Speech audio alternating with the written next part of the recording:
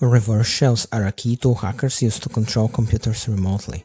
The goal of this video is to break them down and make them so simple for you that by the end you have an understanding strong enough you can start using them with confidence right away for CTS, penetration tests or other ethical activities. What is a reverse shell? First, let's look at what is a shell. A shell is a program that allows you to interact with your operating system through a command line interface or scripts. Imagine it as a protective cover around the core of your computer, giving you controlled access to its features. If this doesn't make too much sense, here are some examples of shells that will hopefully make it more clear to you.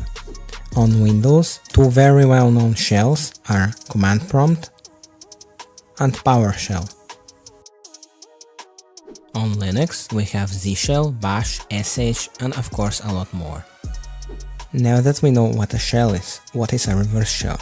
Simply put, it's a program that connects back to another program controlled by an attacker.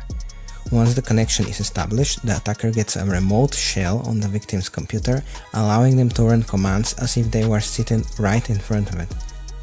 Okay, so there are two key things to understand here: how the connection happens and what these programs actually do.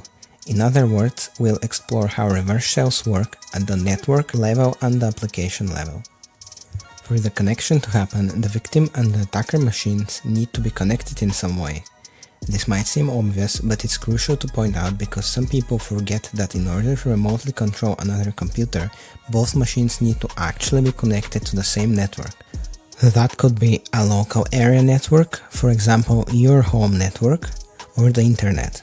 And yes, this means it is completely possible for an attacker to control a PC from the other side of the planet if both machines are connected to the internet. Okay, we have the connection. Now what does the reverse shell program do when run on the victim's computer?